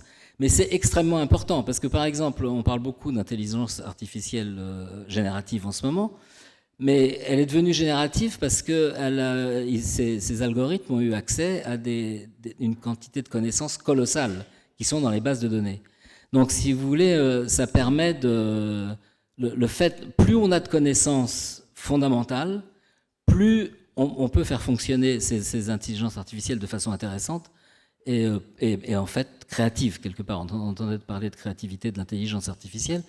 Je pense que c'est effectivement créatif à condition qu'on l'utilise nous-mêmes. Et on l'utilise en ce moment justement pour aller plus loin dans la compréhension de ces écosystèmes en posant les questions, mais après en les traitant, etc. Donc voilà un petit peu toute l'histoire. Et là où c'est intéressant, c'est que ça a été financé à la fois par de l'argent public, donc le CNRS, le CEA, le MBL, et puis d'autres organismes publics, l'ANR, mais aussi par beaucoup de financements privés, Agnès B, et puis d'autres fondations, des fondations Veolia, etc. Il y a eu pas mal de fondations. Donc c'est un travail qui a été structuré, qui est vraiment une collaboration publique-privée, qui a été extraordinairement intéressante. Et je rebondis sur ce que vous avez dit à un moment sur le fait que vous avez agi un peu en pirate. Ouais. Finalement, qu'est-ce que ça dit aussi des conditions de succès d'un projet de recherche partenariale ? On a l'impression qu'il y a un besoin de simplicité, peut-être, mais... Ouais, il ne faut pas s'embêter avec l'administration. D'accord. Il faut faire, et après, on gère. Donc moi, c'est ce que j'ai fait. On a fait, et puis après, il fallait des contrats entre les différents partenaires. On a fait les contrats, mais on a commencé l'expédition. On n'avait pas de contrat, on était en train de le faire. Il y a une autre chose que je veux dire, parce qu'avec un autre aspect qui a été vraiment fabuleux dans ce projet, c'est la relation avec la Fondation Tara, justement, qui était privée, enfin d'intérêt public, mais privé. Et là, il y a tout un aspect autre que l'aspect purement scientifique et de connaissance, qui est l'aspect de transmission de la connaissance. C'est-à-dire il y a des programmes maintenant à l'éducation nationale sur l'explication de l'écologie, ce qu'est la vraie écologie, pas politique, mais l'écologie de la biologie, quoi. Et sur l'océan, comment l'océan fonctionne, nos origines et tout ça, il y a tout ça. Plus et fait tout un programme politique aussi, d'interaction avec le monde politique. Donc c'est vraiment un très bon exemple je pense, qui n'est pas dans le domaine de la production, mais dans le domaine justement du bien de l'humanité, pour mieux, un peu philosophique, pour qu'il y ait à la fois scientifique et philosophique de connaissance de notre planète, quoi. Merci beaucoup. On a couvert à la fois la recherche fondamentale, le rapport au progrès, les questions d'industrie, les questions de politique d'innovation. Il y a un sujet qui nous manque, qui est la problématique des territoires et de l'ancrage de la recherche partenariale dans les territoires, parce qu'on en parle un petit peu d'une manière peut-être déterritorialisée, justement. Et vous, Jérôme, vous avez beaucoup travaillé sur cette problématique de l'ancrage local, en quelque sorte, de la recherche partenariale. Est-ce que vous pourriez nous présenter votre vision un peu sur le sujet ? Oui, merci à tous. Alors c'est difficile de reprendre le flambeau derrière des interventions aussi nourries. Je vais peut-être redescendre de façon un peu plus micro sur un petit territoire que je connais depuis quelques années puisque j'y suis né et que j'y ai fait mes études. Et il y a 6 ans, j'ai pris la direction d'un institut Carnot. Alors, on a parlé beaucoup de Carnot et de la réforme du dispositif Carnot. Donc ça fait 6 ans que je dirige un institut Carnot et qui est très territorialisé, c'est-à-dire qu'on est sur le territoire lorrain, on va un peu sur l'Aube avec l'UTT, mais globalement on essaye de travailler vraiment pour notre écosystème territorial et entre autres nos entreprises. Globalement, depuis 6 ans, on a essayé plein de choses pour essayer d'augmenter le flux de partenariats, puisque c'est ce qu'on nous demande, sachant que si on regarde un peu les partenariats qui sont faits au niveau de nos collègues dans les laboratoires, 80% qui sont générés proviennent des chercheurs eux-mêmes et que finalement, ils ne sont pas tout le temps en attente de contrats supplémentaires. Donc ça, c'est une première chose. Et puis quand on regarde un peu, on se dit, on en a parlé tout à l'heure, M. Brossard nous disait, mais qu'est-ce que c'est que cette histoire? On a des IRT, des ITE, des SAT, des TTO, enfin, des organismes de recherche, il y en a 5, 6. On rajoute un petit peu des piles sur les piles et on nous a demandé il y a très peu de temps, le gouvernement il y a 2 ans nous a dit il faut simplifier tout ça, donc on vous rajoute quelque chose qui ne doit pas être quelque chose en plus, mais qui est quand même une couche, qui sont les pôles universitaires d'innovation. Donc je porte un pôle universitaire d'innovation qui s'appelle Polaris, peu importe, enfin si c'est l'étoile qui guide le voyageur dans la bonne direction, donc on essaye de faire ça. Et quand on se rend compte un peu de ce qui semble être une des problématiques, c'est la simplification. La simplification de l'écosystème d'innovation, c'est-à-dire une entreprise, elle est perdue entre tout ça. Alors quand on prend des grands groupes et des directeurs d'innovation qui baignent dedans depuis longtemps, ils connaissent tout ça, ils maîtrisent, même si c'est compliqué. Mais une TPE, une PME, même des fois des ETI, c'est compliqué. Donc il faut absolument qu'on simplifie. Nous, ce qu'on a décidé de faire, alors on prend les anglicismes, on a décidé de faire une One Transfer Team. Alors c'est quoi? C'est de se dire, en fait, tous les acteurs du pôle universitaire d'innovation, donc on a tous les organismes de recherche, l'Université de Lorraine est en chef de file, on a une SAT, on a un incubateur, on a le CHRU, enfin voilà, on a la panoplie complète, et on s'est dit, il faut absolument qu'on ne travaille pas en guichet unique, mais en guichet unifié, ou en guichet mutualisé, c'est-à-dire qu'une entreprise, finalement, si elle connaît quelqu'un dans cet écosystème, peu importe la porte d'entrée, on va être capable de la rediriger. On ne va pas dire... Ah non, là, vous voulez un contrat de collaboration. Moi, je suis une SAT. J'ai du brevet sur étagère, mais par contre, les labos, je ne les connais pas bien, pas plus que ça sur la partie recherche partenariale. Donc, nous, on essaye de faire ça. Aujourd'hui, sur notre périmètre, c'est 60-70 personnes qui travaillent ensemble, des gens qui travaillent dans le transfert, c'est-à-dire dans le dépôt de brevet, qui travaillent dans la création de start-up, qui travaillent dans la valorisation, c'est-à-dire la capacité à contractualiser avec les entreprises le plus rapidement possible, des gens qui font du business développement, donc vraiment du transfert partenariat, c'est-à-dire trouver le bon interlocuteur dans le laboratoire. Toutes ces équipes travaillent ensemble aujourd'hui, depuis 2 ans. Ça marche relativement bien, je pense. Et donc ça, c'est une des premières choses, cette simplification et c'est ce guichet mutualisé qu'on a lancé. La deuxième que je vois, c'est peut-être des métiers qu'on n'avait pas l'habitude de faire dans les universités ni dans les ONR, c'est faire du marketing. Globalement, on sait faire de la formation, pas trop mal. On sait faire de la recherche, plutôt bien. On sait innover. Par contre, est-ce qu'on sait parler aux entreprises? Eh bien, souvent, non. C'est-à-dire qu'on a des langages différents. Et nous, on va travailler, on va dire, on fait de la spintronique, on fait de la morphogénèse, on fait des choses comme ça. Les gens ne connaissent même pas le mot. Donc, on a des problèmes vraiment de communication, parce que pour communiquer, il faut un langage commun. Et ce langage, on ne l'a pas aujourd'hui. Donc, tout ce travail, en fait, c'est de marketer une offre. C'est-à-dire, voilà ce qu'on fait dans les laboratoires, et de travailler finalement en termes de marché. Plutôt que de travailler en termes de compétences scientifiques, on essaye d'approcher les entreprises avec une approche marché pour leur dire, voilà ce qu'on est capable de vous proposer et qui va répondre à des besoins que vous avez en termes de verrous scientifiques ou technologiques. Et puis enfin, on a une chose à faire importante, c'est quand même prospecter. C'est-à-dire que les entreprises, on les voit dans des salons, des fois elles viennent nous voir, je le disais tout à l'heure, 80% se fait en relation bilatérale entre un chercheur et une entreprise parce que peut-être que le chercheur a fait une thèse CIFRE, parce que peut-être que le PDG de l'entreprise ou le CTO de l'entreprise a fait une thèse dans le laboratoire du chercheur. Voilà. Mais en attendant, on a besoin maintenant de prospecter. Alors on le fait dans des salons, on sait le faire sur des salons professionnels, mais on a aussi besoin, on en reparlera peut-être un petit peu après, d'être capable d'identifier des entreprises qui ont des besoins mais sans le savoir. Et souvent, une PME, elle ne sait même pas qu'elle a un besoin d'innovation. Ça fait 20 ans qu'elle bosse de la même façon. Elle voit qu'elle commence à perdre de la compétitivité, mais elle ne sait pas pourquoi. Et là, on est là pour essayer de traduire un peu son besoin en un verrou scientifique que nous, on pourrait peut-être résoudre. C'est intéressant parce que ça fait écho aussi aux défis que vous pouvez rencontrer justement sur Parce qu'il y a cette vision finalement d'aller vers les acteurs du territoire, d'être beaucoup peut-être plus proactif finalement dans la manière de travailler avec eux, je pense avec les entreprises, mais peut-être même avec les collectivités locales d'ailleurs. Quels sont les défis finalement auxquels vous êtes confrontés dans ces démarches? Oui, alors clairement, si je reviens sur les PUI, je vous ai parlé de 9 fondateurs, ça c'est facile, c'est que des gens qui se connaissent un petit peu quand même s'ils ne travaillent pas tous les jours ensemble, et qui le font de plus depuis 2 ans.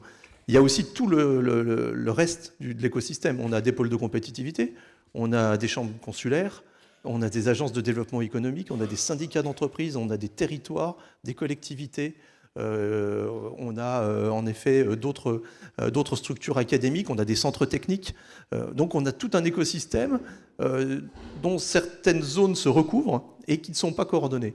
Donc on a ce travail clairement d'essayer d'animer cet écosystème. C'est pas le plus facile, mais au moins on essaie de se rencontrer assez souvent, et pour essayer d'échanger sur les besoins des uns et des autres et sur les stratégies qu'on peut mettre en place. Et entre autres, qui connaît mieux que les agences de développement économique ou les chambres de commerce ou des fois les pôles de compétitivité connaissent le mieux leur territoire? C'est clairement eux, et il faut qu'on fasse aussi une acculturation finalement de ces agences à ce qu'est la recherche. Et globalement, ce qu'on essaye de faire, c'est des prospections communes, entre guillemets, c'est-à-dire quand eux détectent un besoin, on essaye de les accompagner, ou tout du moins on essaye aussi de leur donner les bases qui vont leur permettre finalement de revenir vers nous. Et puis, quand une entreprise a identifié qu'il y a un besoin, de la rediriger vers le bon laboratoire et le bon chercheur. C'est vraiment passionnant. On arrive quasiment au terme de notre table ronde. Je pense qu'on pourra prendre encore quelques minutes pour prendre des questions. Et peut-être pour conclure, à l'aune de tout ce qui a été partagé, si vous deviez garder un élément peut-être de ce qu'a dit un de vos co-intervenants, ou une recommandation peut-être pour le futur de la recherche partenariale, qu'est-ce que ce serait? Est-ce qu'il y en a qui souhaitent commencer? Jean-Luc, peut-être, je vois. Je vais commencer, parce que ça va être 4 mots en fait. Moi j'ai retenu massifier, c'est-à-dire ce qu'il faut, c'est une vision commune, et être capable de définir des grands défis et se concentrer sur ces grands défis. Le deuxième mot, c'est simplifier. Il y a simplification de l'écosystème, il y a simplification des démarches administratives, les appels à projets. En fait, ce qu'on disait en subvention globalement, moi, ce que j'ai retenu de ce matin, tout le monde est d'accord pour dire que le CIR, c'est la meilleure façon de garantir la recherche maintenue en France, et qui permet de combler un manque de compétitivité qu'on pourrait avoir avec d'autres pays. Donc il faut ne pas toucher au CIR. Ça, c'est fondamental. Et puis la deuxième chose, je ne sais plus, c'est quelqu'un de l'aéronautique qui disait, ce qui est bien, ce sont les projets, les grands projets dédiés à sectoriels. Il parlait du CORAC, mais il y a aussi le CORAM, il y a aussi le COREFER, il y a le COREMER. Il y a des sujets, donc se limiter peut-être à 2-3 types d'appels à projets, et arrêter de faire un éparpillement dans plein de technologies qui sont pas liées à une feuille de route technologique et à cette vision. Donc massifier, simplifier. Deuxième chose, j'ai entendu planifier. Il faut surtout qu'on planifie, et donc qu'on soit capable de faire ça. Et puis dernièrement, c'est coordonner. C'est important, c'est qu'on se coordonne tous, parce que c'est bien d'avoir un ensemble de personnes qui travaillent tous sur des sujets. Mais si on veut aboutir, il faut qu'on soit bien coordonné, et justement qu'on a un objectif commun. Donc voilà. Merci. Qui veut prendre? Philippe? J'ai trouvé qu'il y avait un point quand même commun entre toutes les interventions. C'était vraiment l'idée, je crois que quelqu'un a cité, peut-être c'était le rapport Juppé-Rocard, qui avait créé le PIA, qui avait précédé le PIA au départ, penser loin et penser large. Donc ça, c'est vraiment quelque chose qui est revenu, j'ai l'impression, dans toutes les interventions, notamment penser large, c'est-à-dire vraiment avoir une vision systémique. Et c'est très important. Aujourd'hui, on parle de recherche partenariale. Il faut vraiment aller au-dessus le projet n'est pas le seul lieu de la recherche partenariale. Il y a aussi le niveau des organisations. Par exemple, Carnot, on peut créer des dispositifs qui sont des machines à projets partenariaux. Et puis après, on peut passer au niveau écosystème. Alors ça se fait aussi au niveau des entreprises, je vois, mais ça se fait au niveau des territoires. Vous avez parlé de biens communs. Tara aussi, c'est vraiment une aventure de recherche partenariale, mais qui va au-delà d'un seul projet. Ça a essaimé, et on voit à quel point les différentes composantes de tout ça. Donc vraiment, c'est très intéressant de voir quels sont les différents dispositifs. Mais maintenant, comment on fait ça tout en simplifiant? Parce que vous avez bien compris que mes politiques orientées mission, celles dont je parle, ça peut aussi se traduire par quelque chose qu'on peut voir comme une usine à gaz aussi. On crée des surcouches de coordination et d'orientation. Comment on arrive à faire du systémique, du large, je vois loin, mais tout en simplifiant et tout en étant pas en rajoutant simplement une couche encore. On a les SAT, moi j'ai été contemporain de la création des SAT, qui était déjà une logique de mutualisation. On avait dit à l'époque, bon, il y a chaque université, donc maintenant on va créer les SAT qui sont des structures mutualisées. Alors maintenant je vois qu'on crée quelque chose, et c'est très intéressant, ça va dans le bon sens pour moi, mais c'est vrai qu'il faut arriver à faire aussi des transferts de connaissances pour pas qu'on duplique constamment à chaque étape de mutualisation, on duplique les mêmes métiers. Bon. Moi, justement à ce propos, je pense qu'il y a une chose qu'il ne faut pas oublier, c'est le bottom-up. C'est-à-dire qu'il faut vraiment créer des conditions où les gens qui ont des idées puissent les développer dans tous les domaines, que ce soit de la recherche fondamentale, de la recherche appliquée, de la transition, n'importe quoi. Il faut vraiment, et là encore, on est face à un problème de complexification. Il faut pas que ça soit. Il faut qu'on puisse développer des choses, des projets, n'importe quoi, de façon assez simple. Quand quelqu'un a une idée, il faut l'aider. Donc, moi, ça a été mon expérience. Heureusement que j'ai eu l'oreille de collègues au CNRS, au CEA ou à l'ANR, qui m'ont aidé beaucoup au départ pour monter ça, plus la collaboration avec la Fondation Tara. Mais en dehors de ça, après, on arrive à trouver des...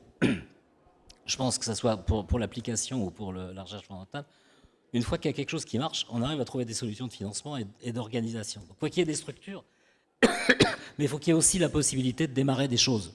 Et ça, c'est une des choses qui se passe, j'ai entendu ce matin, aux États-Unis. Le coup, par exemple, au MIT, là, toutes les startups qu'il y a, les milliers de startups qu'il y a partout, c'est ça. En fait, c'est des gens on donne de l'argent, c'est risqué, ils démarrent des trucs, et après, c'est repris quand ça marche. Quand ça marche pas, tant pis. Mais il faut pas, je pense qu'il faut éviter l'écueil en Europe où on crée des cases extrêmement rigides et où finalement les gens se retrouvent pas toujours. Et du coup, ça freine. Donc, moi, personnellement, c'est mon point de vue, mais voilà. Sinon, oui. Oui, je rejoins peut-être de manière transverse et un peu en creux derrière tout ce qu'on se dit, parce que j'ai été sensible aussi à ce que vous disiez de l'enjeu et de la difficulté de l'action collective. Puis il me semble que chacun a exprimé l'importance de coopération diverses, de réunir les acteurs en simplifiant les choses, etc. Et puis aussi sensible au continuum entre de la recherche fondamentale aux applications. Mais du coup, derrière tout ça, c'est quand même les enjeux de priorisation et se dire tout ça, pourquoi et quels sont... Enfin, voilà, on a parlé de transitions qui sont à la fois énergétiques, numériques, sociétales. Mais du coup, voilà, moi je résumais avec cette image du donut. Alors on peut le dire de plein de manières différentes, mais quand même on est face à des enjeux en gros de vie et de mort. Et donc du coup là-dedans, même si tout n'est pas sur le même plan et puis qu'il y a des urgences à court terme, et on parlait des questions de souveraineté, etc. Mais derrière, voilà, c'est comment est-ce qu'on arrive à fixer le cap commun et qui décide. Et du coup, ensuite, on voit bien que là, on a donné, il me semble, plein de moyens très intéressants pour essayer de transformer l'essai. Mais du coup, ça repose quand même la question des finalités et ça, et qui ne peuvent pas relever que des décisions entre experts et donc ni uniquement à niveau gouvernemental. Donc voilà, ces coalitions d'acteurs aussi pour se mettre d'accord sur les finalités, ça me semble que c'est encore un sujet et qui n'est pas évident, on le voit bien aujourd'hui dans les débats politiques voilà, sur les orientations. Jérôme peut-être, puis Jean-Luc après, je crois que vous voulez ajouter quelque chose, non, non ouais. Donc, globalement, c'était le message, je suis tout à fait d'accord avec ce que tu as dit, mais c'est la notion d'accompagner. C'est-à-dire qu'il faut laisser la liberté et après, il faut accompagner. C'est la montée en maturité doit être accompagnée avec tout l'écosystème. C'est ça que je voulais dire. Et Jérôme, alors, le mot de la fin Le mot de la fin difficile. Non, je pense qu'il faut qu'on préserve ou qu'on crée des espaces communs où on peut faire de l'innovation de rupture. Qui soit financé par le public, par le privé ensemble, selon les intérêts. Ça me paraît essentiel, c'est-à-dire qu'on n'a plus suffisamment ce qu'on appelait avant les dotations récurrentes, c'est-à-dire la capacité de faire de la recherche qui n'a pas de sens initial, mais qui permet de laisser un peu son imagination et sa création opérer, ça me paraît essentiel. Ça se faisait. Moi, on avait une société civile avec Total Energy Orano il y a pas un certain temps où ils mettaient de l'argent et il y avait bien sûr une partie stratégique et opérée et dirigée, puis une autre qui était quand même plutôt à la main des chercheurs et qui leur permettait justement de proposer des choses qui n'étaient pas obligatoirement dans le scope initial. Et puis la deuxième chose, c'est pour moi, si on veut faire de la recherche partenariale, il faut qu'on ait une stratégie grand groupe qui soit clairement différente d'une stratégie de PME, TPE. Et là, en général, on a tendance à faire une seule type de recherche partenariale. Et on voit que les besoins ne sont pas les mêmes. Et la façon d'opérer aussi, et la façon, j'allais dire, de contractualiser et de travailler ensemble est complètement différente. Donc je pense qu'il faut avoir des choses très différentes avec typiquement de la territorialisation typique pour les PME, TPE, ETI, et puis des choses plus nationales, avec là, des vraies stratégies de grands groupes qui puissent se faire. Et je pense que peut-être un de mes regrets, c'est que, alors peut-être que je me trompe, mais que souvent les universitaires ou les académiques, de façon générale, ne sont pas assez, ou noyautent pas assez ces groupes, peut-être dans certains conseils scientifiques. Vous en parliez, vous en avez certains sur Renault ou sur Stellantis ou chez les constructeurs, mais je pense que ça, c'est des choses qui seraient à développer, qu'on ait des personnes représentantes du monde académique qui participent à l'élaboration des stratégies d'innovation. Un grand merci à tous. On voit qu'on avait un panel d'intervenants qui était assez divers, mais qu'on a pu traiter de sujets assez transverses, que ce soit la problématique de l'action collective, la réflexion sur le temps long, la recherche fondamentale, la recherche appliquée. Donc vraiment un grand merci pour vos contributions. On n'a pas eu le temps de vous laisser poser des questions, mais il y a la pause dans la foulée, donc je pense que vous aurez l'occasion peut-être d'échanger pour ceux qui avaient des questions à poser. Et puis je crois qu'on se retrouve à 16h pour le partage des points clés, donc ça fait une courte pause, et puis ensuite pour la session politique. Donc merci pour votre attention, et puis encore merci à nos intervenants qui apportaient beaucoup à la réflexion collective.